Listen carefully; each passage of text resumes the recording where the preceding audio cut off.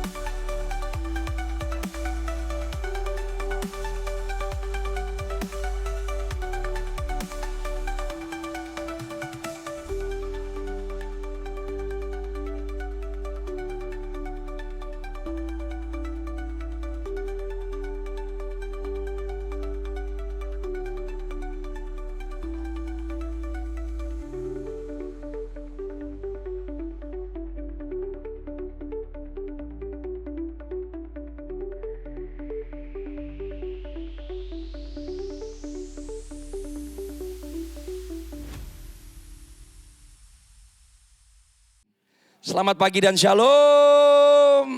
Amen. Saudara diberkati Tuhan, amin. Mari kita buka firman Tuhan bersama-sama saudara. Saudara suka kan ada di dalam rumah Tuhan. Jadi kalau hari ini ibadahnya agak lama sedikit gak apa-apa ya saudara ya. Haleluya. Tapi saya percaya kalau saudara datang haus dan lapar, kamu akan pasti selalu pulang dipuaskan oleh Tuhan. Buka firman Tuhan sama-sama dengan saya, Yohanes 19 ayat yang ke-28 sampai ayat yang ke-30. Saudara, saya memberikan judul khotbah saya hari ini di GKS Balikpapan dengan tema menjadi anak dengan menjadi hamba. Sonship through servanthood. Saya tahu di bulan Mei ini saudara, Tuhan memberikan tema kepada GKS Balikpapan bicara tentang kesetiaan Tuhan. But I feel I have a prophetic word yang saya mau bawa untuk gereja ini. Bahwa Tuhan mau menjadikan saudara-saudara sebagai orang-orang yang menjadi serupa dengan gambaran Yesus Kristus. Anak Allah yang hidup. Dan kita tidak bisa menjadi serupa dengan gambaran Tuhan kecuali kita pertama mengerti pentingnya menjadi seorang hamba. Saudara, Yohanes pasal yang ke-19, saya akan mulai ayat yang ke-28 sampai ayat yang ke-30. Firman Tuhan berkata, sesudah itu karena Yesus tahu bahwa segala sesuatu telah selesai. Perhatikan baik-baik. Yesus belum berkata, it is finished. Tuhan belum berkata sudah selesai. Tapi ada satu kalimat yang menarik di mana Tuhan Yesus, Alkitab berkata, Rasul Yohanes menuliskan, sesudah itu karena Yesus tahu bahwa segala sesuatu telah selesai, it's already done. Karya salib yang menjadi hati Bapaknya sudah diselesaikan oleh Tuhan Yesus. Tapi berarti dari antara Yesus tahu bahwa segala sesuatu telah selesai sampai nanti Anda lihat di ayat yang ke-30 Tuhan Yesus berkata sudah selesai. Ada satu pesan yang tersirat untuk saudara dan saya secara khususnya murid Tuhan. Apa yang dicatat oleh Rasul Yohanes? Saya boleh minta monitor saya dibesarkan sedikit karena suara saya ada serak saudara. Apa yang ditulis oleh Rasul Yohanes di Yohanes pasal yang ke-19 ayat yang ke-29 secara khususnya. Anda gak akan temukan ini di kitab Matius, Markus, Lukas. Enggak. Cuma Yohanes yang catat. Ada sebuah pesan yang hanya diterima oleh Rasul Yohanes. Kenapa Rasul Yohanes bisa terima? Karena satu-satunya murid yang ada di kaki salib. Itu Yohanes. Jadi ternyata jadi murid Yesus juga ada murid kaliber A, kaliber B, kaliber C, kaliber D. Bukan berarti karena saudara dan saya semuanya murid, maka kita menerima hal yang sama. Sesuatu yang tercatat di ayat 29 dan 28 hanya diterima oleh Rasul yang namanya Yohanes. Anda gak bisa temukan di 3 kitab Injil yang lainnya. Hanya di Yohanes. Saya mau ngomong hari ini, Setelah Yesus tahu bahwa semuanya sudah selesai, dari sampai dia katakan it is finished, ada pesan yang tersirat buat saudara dan saya. Perhatikan, Yesus yang sama yang tergantung di atas kayu salib disaksikan oleh orang-orang yang berbeda-beda. Ada orang yang lalu lalang, mereka ngelihat salib yang sama, mereka ngelihat Yesus yang sama yang tergantung. Ada Yohanes yang melihat salib yang sama dan Yesus yang sama. Ada ahli Taurat dan orang Farisi yang melihat Yesus yang sama dan salib yang sama. Ada prajurit Romawi yang melihat Yesus yang sama dan salib yang sama. Ternyata saudara, untuk mengalami kuasa salib, bukan masalah salibnya seringkali, tapi masalah siapa yang memandang salib tersebut. Karena buat masing-masing orang yang saya sebutkan tadi, salib memiliki arti yang berbeda-beda buat mereka. Buat Yohanes, ada sesuatu hal yang Tuhan sampaikan dan nyatakan kepada muridnya. Dan saya percaya ini ajakan saudara dan saya sebetulnya. Supaya kita ngerti, apalagi tadi MC membuka dengan begitu luar biasa. Dan berkata di dalam supir Grabnya, ada orang yang merasa saya mau jadi Kristen nafas aja. Yang penting saya Natal datang, Paskah datang. Mungkin kita bukan Kristen nafas, bukan Kristen Natal, bukan Kristen Paskah. Tapi kita punya mentalitas yang penting saya ibadah seminggu sekali saja. Gak ada bedanya. Gak ada bedanya. Cuma seringnya aja Anda masuk ke dalam gereja bedanya. Tapi attitude-nya, cara berpikirnya, cara hidupnya, persepsinya akan salib dan siapa dia oleh karena salib sama aja. Saya lanjutin dulu. Ayat 28. Setelah Yesus tahu bahwa segala sesuatu telah selesai, berkatalah ia, supaya genap yang ada tertulis dalam kitab suci, I thirst. Ini kata penting sekali nih. Di ayat yang ke-29, mendengar Yesus berkata bahwa dia haus. Ada suatu bekas penuh anggur asam, maka mereka mencucukkan bunga karang yang telah dicelupkan dalam anggur asam pada sebatang hisop lalu menunjukkannya ke mulut Yesus. Baru di ayat yang ke-30 Alkitab mencatat buat kita, sesudah itu Yesus meminum anggur asam itu, berkatalah ia, sudah selesai. Lalu ia menundukkan kepalanya dan menyerahkan nyawanya. Ini menarik nih saudara. Saudara, secara anatomi tubuh manusia, sebelum orang akhirnya menundukkan kepala, nafasnya harus pergi dulu. Orang kalau mati begini. Betul? Tapi bukan Yesus. Dia nunduk dulu baru dia mati. Karena Yesus gak pernah dibunuh. Kalau dia gak serahkan nyawanya, gak bisa mati. Because he is God Almighty. Yang jadi daging sama dengan manusia. Untuk melakukan yang tidak bisa dilakukan oleh manusia yang lain. Sampai titik darah penghabisan dan nafas terakhir. Yesus lagi ngasih contoh buat saudara dan saya muridnya. Hidupnya adalah tunduk kepada kehendak Bapanya. He humbled himself. Sampai akhir dia tundukin kepalanya. Boom, baru dia serahkan nyawanya. Yesus lagi kasih contoh sama saudara dan saya. Yesus bukan tergantung di situ. Nunggu kapan mati. Terus mati. Nggak kayak begitu. Dan kehidupan saudara dan saya yang adalah murid Kristus. Cara hidupnya nggak kayak begitu. Hidup asal aja, ya mati ya mati. Hidup ya hidup. Diberkati ya diberkati. Penuh kuasa ya penuh kuasa. Punya otoritas ya penuh otoritas. Tapi orang percaya Anda hidup secara intensional. Sampai nafas terakhir Yesus. Dia secara intensional menundukkan kehendaknya kepada kehendak Bapa. Baru dia berkata selesai. Waktu Yesus berkata it is finished. Anda harus catat ada 4 arti ternyata.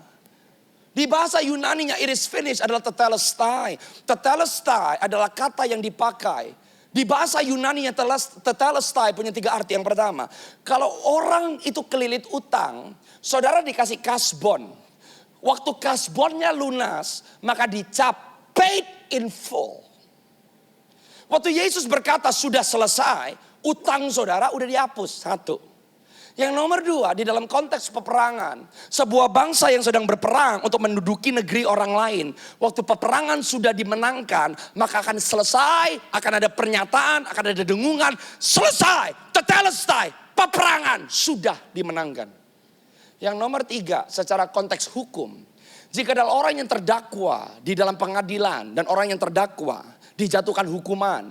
Waktu hukuman itu entah penjara 5 tahun, penjara 10 tahun, harus dicambuk 40 kali. Setelah hukumannya sudah diselesaikan, waktu orangnya sudah bebas karena hukuman, maka akan ada pernyataan tetelestai, sudah selesai. Pertanyaannya, setelah utangmu dihapus oleh Tuhan, setelah kamu udah keluar dan bebas dari hukumanmu, setelah peperangan saudara sudah dimenangkan, saudara jadi apa dan bikin apa?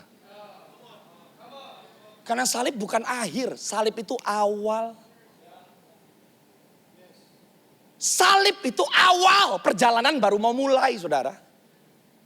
Yesus, waktu dia digantung, dia ini lagi declare. Anda mau ngomong voice, Anda catat aja di rumah Markus 15 ayat 33. Kitab Markus nggak menyatakan Yesus berkata aku haus. Tapi Markus 15 ayat 33, Alkitab hanya berkata Yesus berseru dengan suara yang nyaring. It is finished. Itu deklarasi. Voice over noise. Yesus berseru dengan suara yang nyaring. Ternyata waktu dia berkata sudah selesai. Itu sebuah deklarasi buat saudara dan saya. Karena saya sudah selesai. Kamu bisa mulai gitu loh. Sekarang tanya. Sudahkah kita menghidupi kuasa salib Kristus? Karena Yesus lagi ngomong. I'm done. Sekarang muridku mulai. Apa yang aku selesaikan supaya kamu bisa mulai. Saudara dan saya diminta oleh Tuhan pikul salib. Bukan pikul salib Yesus. Saudara dan saya gak bisa pikul salib untuk kita diselamatkan. Salib keselamatan hanya satu yang bisa pikul, namanya Yesus Kristus Tuhan. Saudara dan saya pikul salib bukan supaya diselamatkan. Saudara dan saya pikul salib karena sudah diselamatkan. Buat apa pikul salib? Bukan supaya diselamatkan. Supaya saudara dan saya disempurnakan. Nah, iya. Lihat bedanya. Anda diminta pikul salibmu sendiri. Bagaimana kalau orang percaya? Bagaimana seseorang bisa memikul salib? Kalau saudara aja gak tahu. Salib yang perlu dipikul itu apa? Saya kasih 2 ayat untuk menggambarkan kepada saudara apa yang terjadi. Keluaran 12 ayat 21 sampai 23. Saudara harus tahu bahwa semua yang Yesus lakukan gak ada yang random. Semuanya sudah tertulis. Jadi hidup saudara itu gak random. Menyelesaikan kehendak Tuhan dalam hidupmu gak bisa asal aja jalan. Gak bisa. Waktu orang Yahudi merayakan Paskah pertama, yaitu di tanah Mesir, supaya keluar dari Mesir masuk ke tanah perjanjian. Lalu Musa memanggil semua tua-tua Israel serta berkata kepada mereka, pergilah ambillah kambing domba untuk kaummu, sembelilah anak domba Paskah. Perhatikan ayat 22 dan 23. Alkitab berkata, kemudian kamu harus mengambil seikat hisop, mencelupkannya dalam darah yang ada dalam sebuah pasu. Dalam darah itu kamu harus sapukan pada ambang atas dan pada kedua tiang pintu. Seorang pun dari kamu tidak boleh keluar pintu rumahnya sampai pagi. Baru setelah itu mereka boleh keluar. Ternyata apa yang dialami di atas kayu salib, waktu tentara Romawi mencucukkan hisop ke dalam anggur asam, ini penggenapan yang sudah terjadi di Keluaran pasal 12. Di Keluaran 12, darah yang disapukan di ambang pintu, itu disapukan di pintu, door, mouth. Anggur yang dicucukkan ke mulut Yesus, door, pintu, mouth. Konsepnya sama. Orang Israel dibawa keluar dari Mesir bukan supaya mati di padang gurun. Supaya mereka ada di dalam tanah perjanjian. Buat apa? Supaya satu dunia tahu bahwa Allah Israel adalah Allah yang benar. Demikian pula orang percaya di dalam Kristus. Karena salib Anda dilahirkan. Anda diperkatakan. Anda dicetuskan. Supaya Anda bisa menyelesaikan kehendak Bapa. Karena yang menjadi program keselamatan Tuhan tidak lengkap kalau dia tidak menemukan orang-orang yang sudah diselamatkan, yang mau disempurnakan supaya bisa sama seperti dia dan memerintah dengan dia selama-lamanya. Nah, sekarang kalau orang datang ke gereja supaya takut ke neraka, takut dikutuk, takut mati. Makanya orang Kristen datang ke gereja hanya memberikan yang minim. Karena kamu gak ngerti kenapa kamu diselamatkan. Sekarang buka Wahyu 21 ayat 6 sampai 7. Yang nulis Yohanes 19, Rasul Yohanes. Yang nulis kitab Wahyu juga Rasul Yohanes. Saya temukan ada sebuah pengertian tentang Yohanes 19, 28 sampai 30 yang tersirat di Wahyu pasal yang ke-21 sampai ayat yang ke-6 dan ayat yang ke-7. Nah, Alkitab bilang begini, firman-Nya lagi kepadaku, orang yang sama yang nulis Yohanes 19, semuanya telah terjadi, sudah selesai. Aku Alfa, aku Omega. Aku yang awal dan yang akhir. Orang yang haus akan kuberi minum dengan cuma-cuma dari mata air kehidupan. Lanjut ayat yang ke-7, ini keren. Ini saudara dan saya. Wahyu 21 ayat yang ke-7.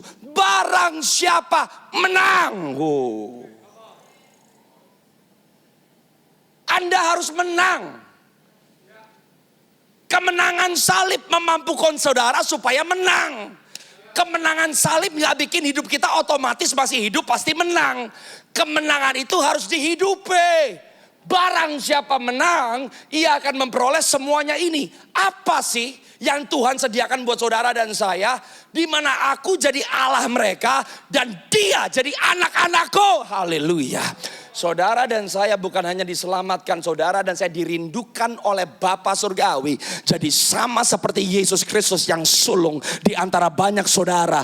Kemenangan saudara dan saya bukan hanya jadi Kristen karena diselamatkan. Kemenangan saudara dan saya ada melakukan yang Yesus lakukan. Melakukan kehendak Bapa, hidup di bumi menyatakan kerajaannya. Supaya waktu nanti Yesus akan ditinggikan dan dimuliakan. Semua mata harus melihat, semua lidah harus mengaku dia satu-satunya raja. Saudara bukan ada di tengah-tengah orang banyak. Anda ada di samping kiri dan kanan Yesus. Karena Anda duduk di sebelah kanan Bapa bersama dengan Yesus memerintah sampai selama-lamanya. Haleluya. Ini destiny saudara.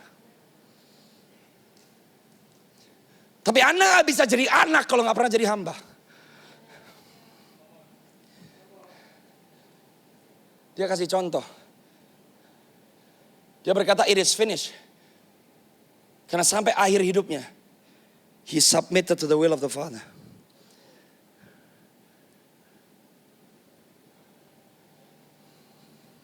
Saudara dan saya harus sadar.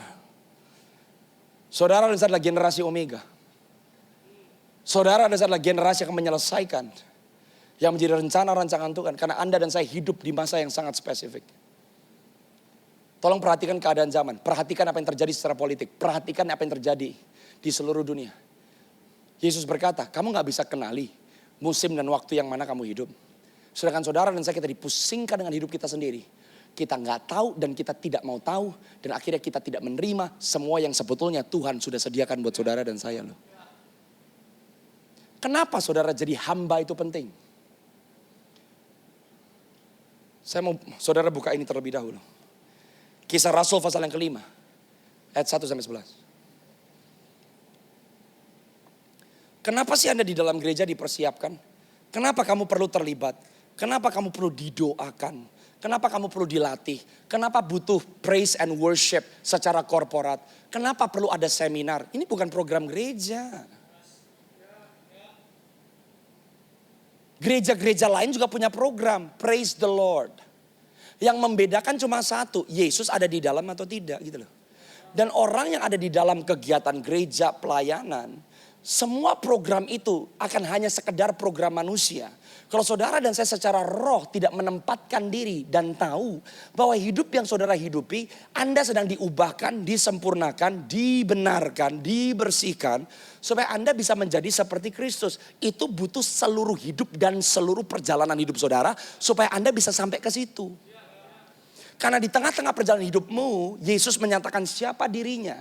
Lewat masalah pergumulan yang kamu alami, lewat kemenangan yang kamu alami, lewat suka dan duka yang kamu alami. Anda dan saya dibuat untuk mengenal siapa Yesus yang sebetulnya berjalan di samping saudara. Kalau Anda mau tahu kegerakan akhir zaman itu seperti apa sih? Anda bisa baca di rumah Kisah Rasul pasal yang kelima ayat 12 sampai 16. Tanda mujizat terjadi, kesembuhan ilahi terjadi. Anda perhatikan di Kisah Rasul pasal yang keempat ayat 30 dan seterusnya. Gereja Tuhan semuanya tidak ada yang kekurangan. Nggak make sense loh. Mereka membagikan semua harta milik mereka tapi tidak ada yang kekurangan loh.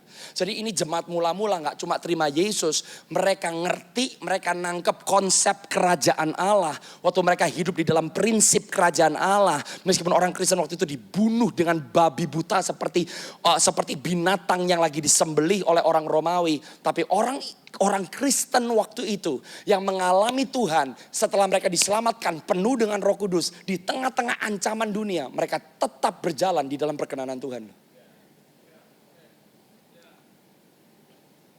Saudara dan saya gak perlu stres keadaan zaman ngomong apa, ekonomi resesi.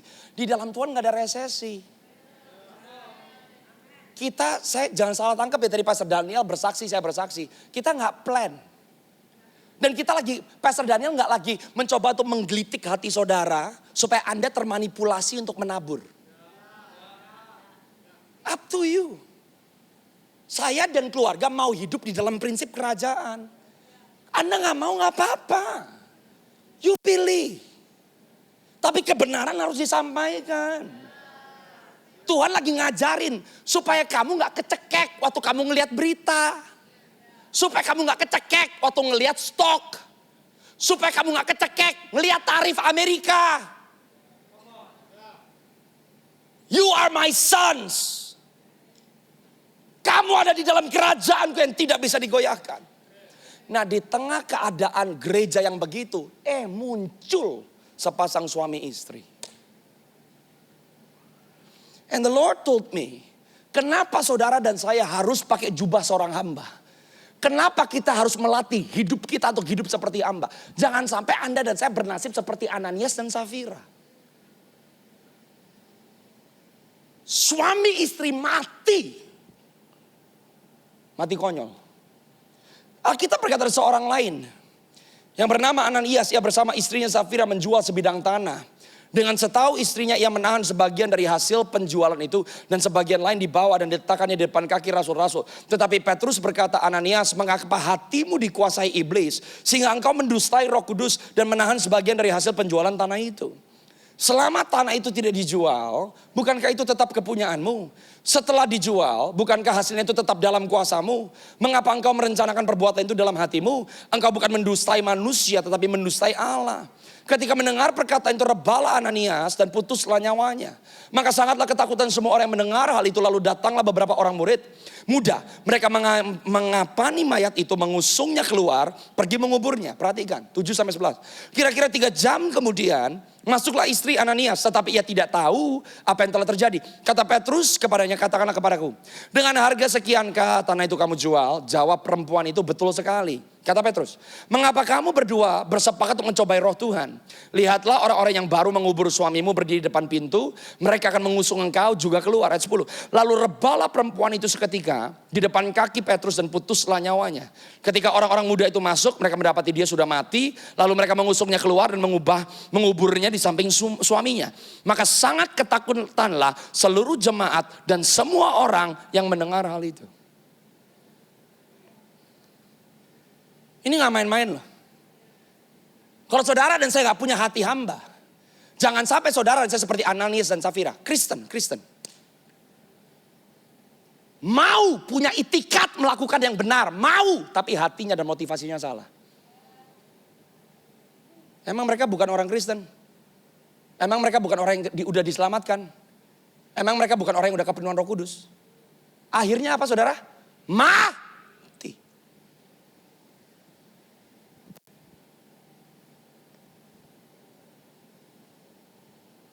Gak ada sekali selamat tetap selamat. Dari mana buktinya? Nih.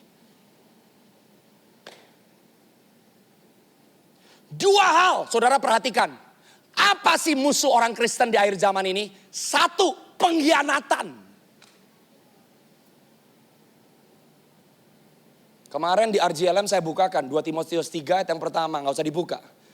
Kasih akan hilang. Manusia akan mencintai dirinya.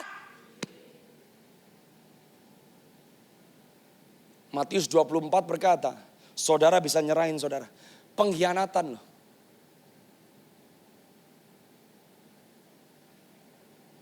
Nomor 2, hati-hati.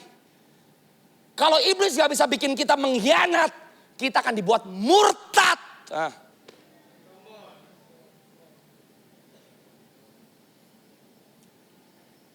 Anda harus belajar dari Ananias dan Safira. Ananias ngomong bukan cuma suami, Ananias ngomong pemimpin. Safira gak cuma ngomong istri, Safira ngomong jemaat, pengikut, pengerja, whatever you name it. Yang pertama lihat Ananias terlebih dahulu. Apa sih seringkali yang membuat orang mengkhianat? Saya temukan beberapa hal. Tapi tolong pertama bukain buat saya Matius 26 ayat yang ke-16. Pengkhianatan tuh gak bisa muncul begitu aja saudara. Gak ada orang mau mengkhianat. Gak ada orang menikah di atas altar di depan pendeta. Ditanya, akankah engkau mengkhianati istrimu? Ya, gak mungkin. Gak ada orang tua mau bilang aku akan mengkhianati keluargaku. Gak ada. Gak ada orang masuk ke gereja akan berkata saya akan mengkhianati pemimpinku. Gak ada. Tapi kok bisa orang mengkhianat? Pengkhianatan tuh gak direncanakan. Pengkhianatan bisa masuk. Gimana cara pengkhianatan masuk? Saudara tahu Yudas Iskariot itu tidak mengkhianati Tuhan secara langsung. Dia gak langsung jadi pengkhianat.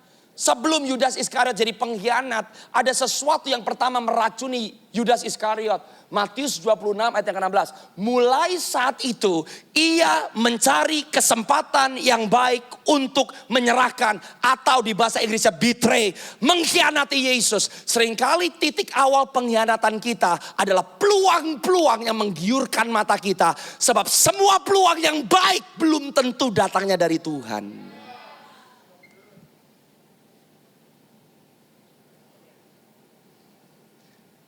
Siapa bilang kamu dapat tender dan bisnis itu bisa melejit itu Tuhan? Siapa bilang pindah kota karena kerjaannya lebih bagus dan kamu dapat promosi dengan gaji yang lebih tinggi itu dari Tuhan? Kalau saudara dan saya gak terlatih mengandalkan Tuhan, dan saudara dan saya terlatih untuk melihat peluang bikin kamu mengkhianati Tuhan. Kenapa sih Yudas mengkhianati Yesus? Semua orang berpikir Yesus ini pemimpin yang disertai tanda mujizat akan masuk ke kota Yerusalem, meruntuhkan kerajaan Roma, mengembalikan kerajaan orang Israel dan Israel jaya kembali. Waktu murid-murid Yesus pada sadar, kok gak kayak begini yang kita harapkan. Anda bisa tahu bukti dari mana? Kisah Rasul pasal yang pertama.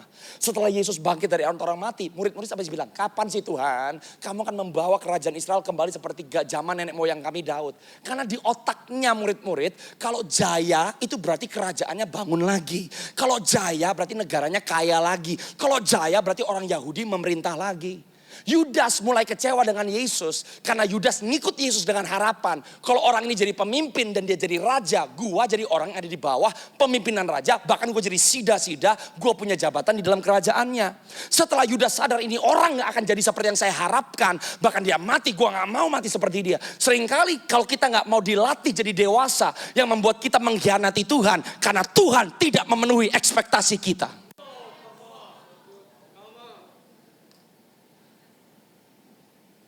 Doa gak dijawab. Anda bilang Tuhan jahat. Anak meninggal. Berat saudara. Pacar hilang.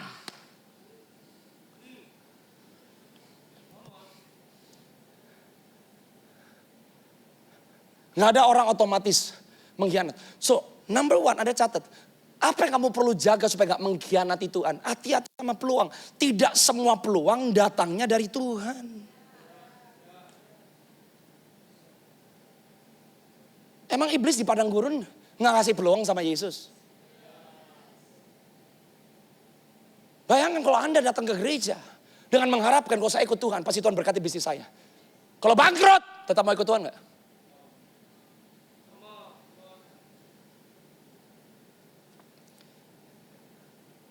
Kembali ke kisah Rasul pasal yang kelima.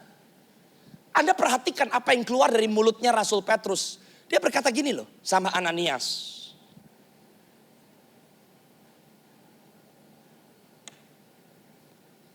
Ayat yang ketiga.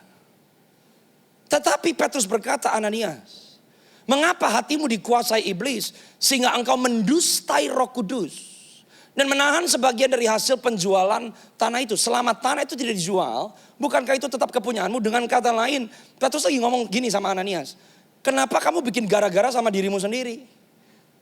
Apa sih yang seringkali nomor 2 yang bikin kita tanpa sadar mengkhianati? Kamu ikut Tuhan, kamu melayani Tuhan setengah-setengah. Mau kasih seluruh hidupmu. Kamu gak mau kasih seluruh hidupmu, gak usah kasih hidupmu.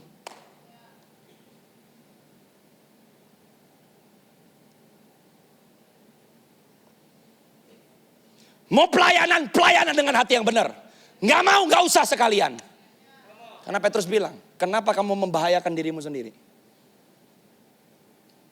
Karena yang kamu tipu bukan orang. Yang kamu tipu adalah Roh Kudus.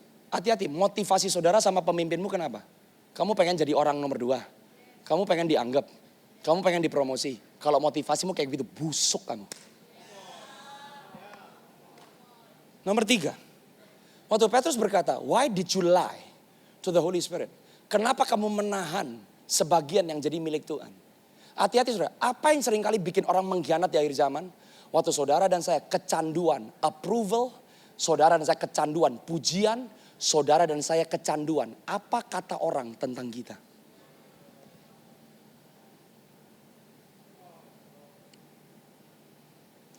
Yang kayak begini, the moment orang lain dipromosi, lu bisa sewot. Dan ini adalah racun umpan setan in the last day. Yang nomor 2, Alkitab berkata, kamu kan jatuh, jangan sampai murtad. Sekarang lihat ayat yang ke-7 dan ke bawah. Safira berbeda. Jadi pemimpin, check your motivation. Kepala keluarga suami, cek motivasi hatimu. Kalau Safira berbeda saudara. Ada satu hal yang saudara harus mengerti. Istri di rumah, Anda harus ngerti loh bagianmu. Seringkali suami mati karena kenapa sih? Karena istrinya. Seringkali istri mati karena siapa? Suaminya. Safira berbeda. Saudara, saya mau sampaikan kepada saudara, hati-hati. Kapan kita bisa jatuh? Lihat, sekarang banyak orang murtad sama Tuhan karena pendeta jatuh. Orang bisa murtad sama Tuhan karena ada hamba Tuhan jatuh. Kalau kamu bisa kandas imannya kata pendeta, kamu kandas imannya karena orang Kristen yang lain, berarti selama ini Tuhanmu bukan Yesus tapi si pendeta.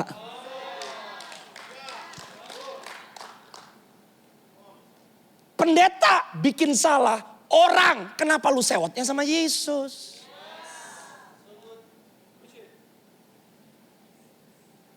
Tahu gak harus hati-hati supaya kita gak jatuh apa? Kalau iblis gak bisa kasih kamu umpan untuk kamu mengkhianat, iblis akan bikin kamu kecewa. Kamu bisa jatuh gara-gara orang lain. Dan kamu gak bisa berdiri di depan Tuhan. Saya begini Tuhan karena dia. Tuhan gak mau tahu. Si dia yang nyandung kamu punya urusan sama Tuhan. Tapi waktu kamu berdiri di hadapan Tuhan, Tuhan bilang, gua gak peduli apa yang dia lakukan karena urusannya dia sama saya, urusan saya sama kamu.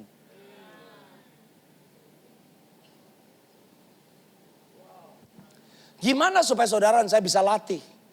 Jangan sampai saudara dan saya akhirnya bisa jatuh saudara. Kalau saudara seorang pengikut, kamu seorang istri, menjadi seorang Safira. Kejatuhan Safira dimulai waktu Safira tahu suaminya bikin salah, tapi Safira memilih untuk tidak berkata apa-apa.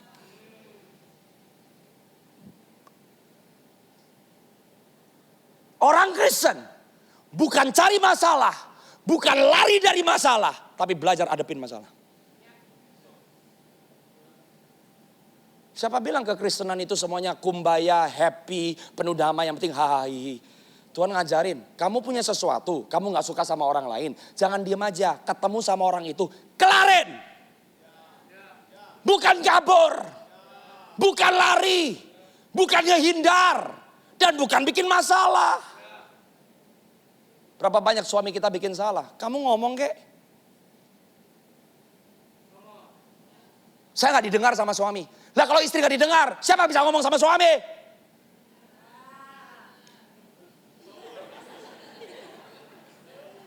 Betul gak? Kamu istri kok.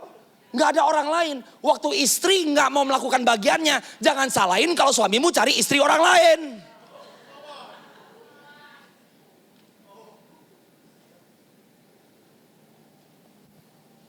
Kenapa keras saudara? Saya gemeter waktu saya nyiapin khotbah ini loh. Karena Tuhan bilang di akhir zaman banyak orang akan jadi murtad. Umpan iblis, either kamu dibuat mengkhianati Tuhan, atau kamu dibuat kecewa sampai kamu akhirnya jatuh. Dan ini akan terjadi dari zaman. Ternyata kematian Ananias dan Safira membuat tubuh Kristus ngerti apa artinya takut akan Tuhan.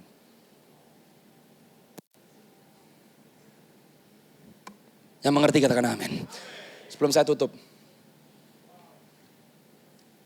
Anda harus jaga ini. Gimana cara jaganya? Jadi hamba. Kamu harus intensional. Kamu harus memilih. Katakan sama-sama dengan saya, memilih. Katakan memilih. Kamu harus pilih. Karena iblis akan every day dia akan bikin kamu supaya kamu either mengkhianati atau kamu kecewa. Nah, Yesus ngomong sesuatu sama murid-muridnya yang orang lain gak tahu. Yohanes pasal yang ke-13, ayat yang ke-1 sampai ayat yang ke-20. Saya cuma mau ngasih 3 hal dari ayat ini sebelum kita selesai. Gimana supaya kamu bisa pakai jubah seorang hamba? Latihannya tuh gimana? Saudara ya harus ngerti. Yesus disalib, jubahnya dirobek dari dia, betul ya? Dipotong-potong, bahkan orang Romawi ngelempar undi. Jubah itu penting loh saudara. Saudara gak bisa jadi seperti Yesus, Anda gak bisa mau disempurnakan seperti Yesus karena kamu pakai caramu sendiri. Kudeta, kamu cari cara supaya kelihatan pelayanan gede. Karena untuk jadi seperti Yesus gak bisa dari luar, harus dari dalam. Dan saudara gak akan pernah baca Yesus melepas jubahnya kecuali di dalam satu peristiwa. Untuk orang Yahudi jubah itu penting. Karena jubah ngomong tentang kepercayaan. Jubah ngomong tentang fungsi. Jubah ngomong tentang posisi. Yesus gak pernah copot jubah. Kecuali 1 kali dia copot jubah. Kamu gak bisa dapatkan jubah Yesus. Karena kamu telanjangi Yesus kayak orang Romawi. Itu rampok, pembunuh. Kamu gak bisa untuk jadi seperti Yesus. Kamu berkata ya terserah saya dong Tuhan. Kan Tuhan baik, kasih karunia Tuhan cukup. Zaman modern, gak ada lah diperintah-perintah.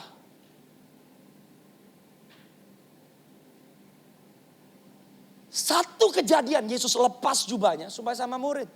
Dan ini dicatat sama Yohanes. Ternyata tuh jadi prophetic generation. Anda harus mengerti the concept of servanthood. Yang bisa dipercaya kitab Wahyu adalah orang yang pertama-tama dipercaya untuk nulis kitab Yohanes. Tidak ada Wahyu kalau gak ada Yohanes. Gak ada kuasa Tuhan, gak ada kemuliaan Tuhan. Kalau saudara dan saya gak mau peluk jubahnya Yesus menjadi murid yang disempurnakan supaya jadi sama seperti gurunya. Tolong Yohanes 13. Ayat 1 sampai 20. Keluar. Sementara itu, sebelum hari raya Paskah mulai Yesus telah tahu. Look at that. Di Yohanes 19, Yesus tahu sudah selesai. Di sini Yesus telah tahu bahwa saatnya sudah tiba untuk beralih dari dunia ini kepada Bapa. Look at how specific Yesus ngidupin hidupnya. Sama seperti ia senantiasa mengasihi murid-muridnya, demikianlah sekarang ia mengasihi mereka sampai kepada kesudahannya. He loves his disciples. Oh ya, Jesus loves everyone, tapi Jesus have a sweet spot sama orang yang jadi muridnya. Ayat yang kedua, sampai ayat yang kelima. Tolong lanjut terus buat saya. Mereka sedang makan bersama. Iblis telah membisikkan rencana dalam hati Yudas Iskariot anak Simon untuk mengkhianati dia. Yesus tahu bahwa Bapaknya telah menyerahkan segala sesuatu kepadanya dan bahwa ia datang dari Allah dan dia harus kembali kepada Allah. Lalu bangunlah Yesus. Look at that. Ini satu-satunya Anda akan baca di Alkitab. Yesus lepas jubahnya. Dia percayakan identitasnya. Buat siapa saudara? Murid. Dan yang dia kasih contoh melayani. Saya cuma mau tutup dengan 3 poin. Yesus bangun, menanggalkan jubah, ia mengambil sehelai kain, diikat ke pinggangnya, ayat yang kelima. Dia mengisi sebuah basi, menuangkan air ke dalam sebuah basi, mulai membasuh kaki murid-muridnya, lalu menyekanya dengan kain yang terikat pada pinggangnya. Yesus lagi kasih contoh nih sama murid-muridnya. Ada satu pesan yang tersirat hanya buat murid. Salib yang akan aku jalani itu adalah blueprint, denah biru. Gimana caranya jadi hamba supaya kamu bisa disempurnakan jadi anak. Karena aku terima nama di atas segala nama. Aku anak Allah yang hidup. Karena Filipi berkata, dia rela kehilangan semuanya. Bahkan mati dan mati di atas kayu salib. Ternyata salib itu peta buat kita. Salib bukan dikenang saudara. Yesus baik, puji Tuhan. Yesus baik. Salib itu ajakan. Yesus haus. Dia haus buat orang-orang yang mau menyelesaikan pekerjaannya. Dia haus buat orang-orang yang berkata, siapa yang mau mulai setelah aku selesaikan pekerjaanku. Supaya kehendak Bapakku di surga bisa digenapi dengan sempurna. Dia haus akan engkau. Sebelum mati dia bilang, I'm thirsty. I'm not happy kalau aku gak dapat umatku. Aku gak happy kalau aku gak punya mempelai yang bisa memerintah dengan aku. Saudara, dan saya pilih. Kamu mau jadi Kristen kayak gimana saudara?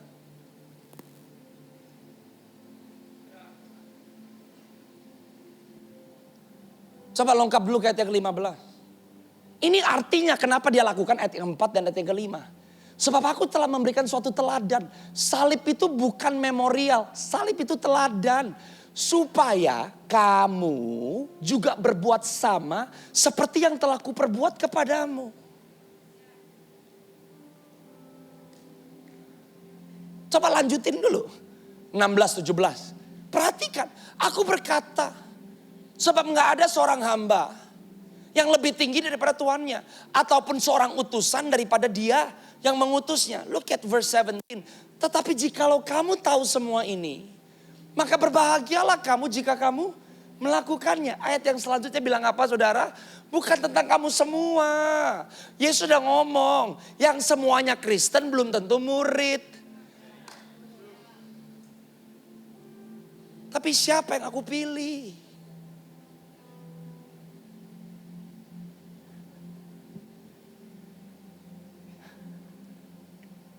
Yesus berkata, yang dipanggil banyak, yang dipilih sedikit. Tapi Wahyu berkata, banyak yang dipanggil dan yang dipilih, tapi sedikit yang setia. Anda bulan ini lagi masuk tentang the faithfulness of God. The faithfulness of God bukan hanya bicara tentang kebaikan Tuhan. Karena kesetiaan Tuhan tidak perlu dipertanyakan, tapi kesetiaan kita kepada Tuhan harus dipertanyakan. Saya mau tutup, balik ke ayat 4.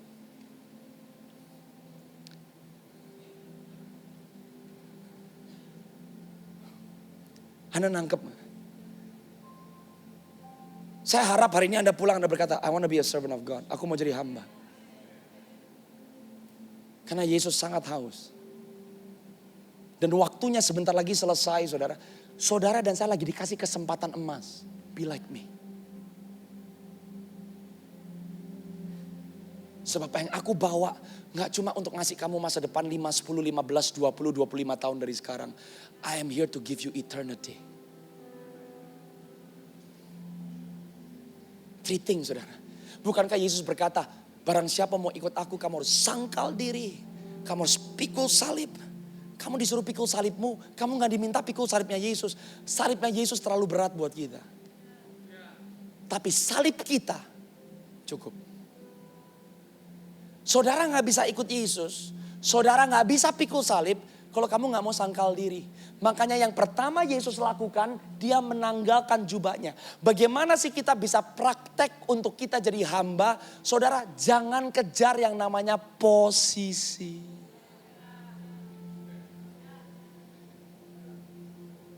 Mati sama agenda kita sendiri.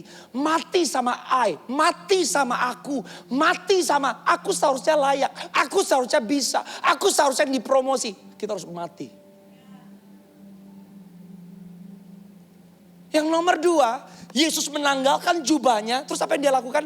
Dia ngambil sehelai kain lenan, dia ikat di pinggangnya. Itu ciri khas orang di zaman itu, kalau kamu itu kacung, kamu kemana-mana ada serbet di depan kamu. Nomor 2, gimana sih saudara dan saya bisa mulai pakai jubah hamba? Enggak ada cara lain. Kamu harus melayani di dalam tubuh Kristus. Diri sendiri gak mungkin mati kalau gak ada keterlibatan orang lain. Kapan diri sendiri gak penting? Waktu ada orang lain. Kalau kamu hidup sendiri, kalau gak ada diri sendiri, namanya bunuh diri.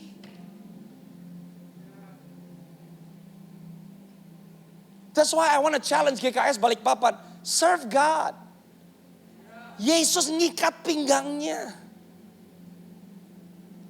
Dia kelihatan kayak kacung. Dia bilang sama murid, aku kasih kamu contoh. I need you to do what I'm doing. Saudara ngerti gak sih? Kalau saudara dan saya jadi hamba. Menjadi hamba adalah titik awal di mana Tuhan akan mulai memperbesar kapasitas saudara. Hamba bukan rendahan. Hamba adalah kunci untuk bisa dipromosi di dalam kerajaan Allah. Murid-murid pada berantem, siapa yang paling besar di dalam kerajaanmu? Yang jadi hamba, yang jadi paling besar. Serving upgrades you. Mungkin saudara jadi orang percaya, Anda bisnis, kerja banting tulang, Anda investasi, cari bisnis partner. Itu semua perlu dan bagus. Anak muda kamu sekolah, you go to a good college, that's good. Tapi today I'll give you a secret of the kingdom. Kamu tambah satu komponen kebenaran firman yang namanya melayani. Karena waktu kamu melayani, kamu lagi kasih ruang untuk Roh Kudus bawa kamu ke tempat yang kamu gak bisa bawa dirimu sendiri.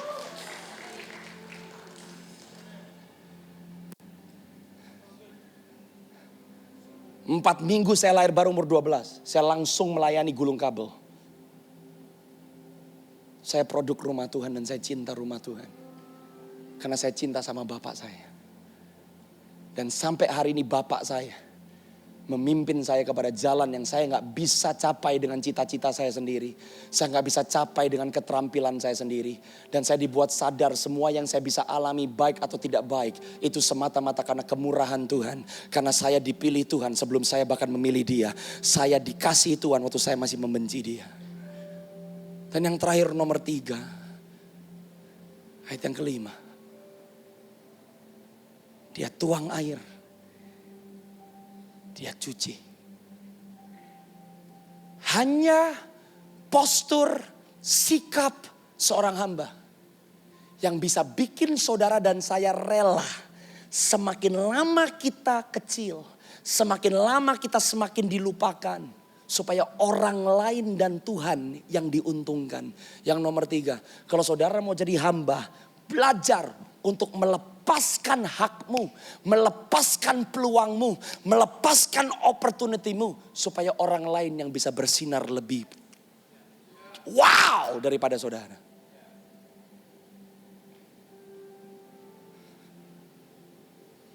Saudara, Tuhan gak cari kain lenan yang kelihatannya bersih namun gak pernah kepake. Tapi Tuhan merindukan kain lenan yang terpakai tapi tetap bersih.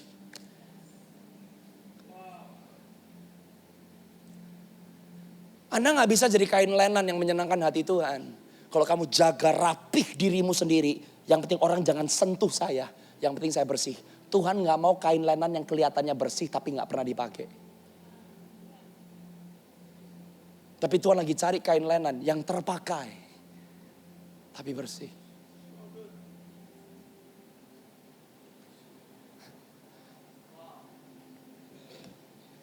GKS Balikpapan.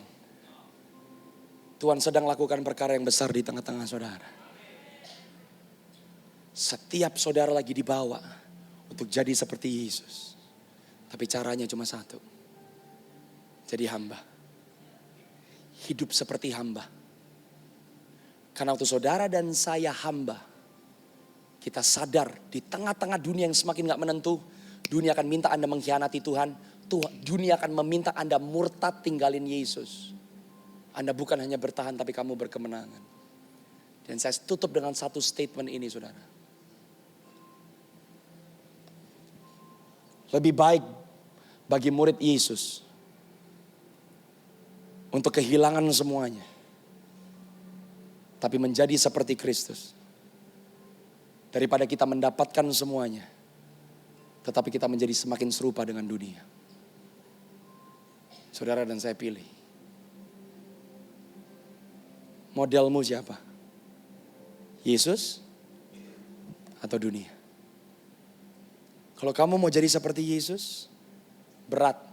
Makanya Yesus sendiri bilang, hitung. Kamu mau ikut aku? Hitung. Saudara mau melayani Tuhan, jangan jadi Ananias dan Safira. Jadi kayak Barnabas. You give your life. Anda gak hitung-hitungan sama Tuhan. Karena postur hatimu benar. Alkitab berkata tidak ada satupun dari mereka yang kekurangan. Daripada kayak Ananias dan Safira. Anda pikir Anda bisa tipu Tuhan dengan cara saya tipu orang lain. Mereka kan gak tahu isi hati saudara. Ternyata di mata Tuhan lebih baik kamu gak jual tanahmu. Tapi karena yang kamu tipu bukan manusia tapi Roh Kudus. Kamu jatuh dan mati. Tuhan gak mau satupun dari kita mati saudara. Menjadi seperti Yesus. Amin.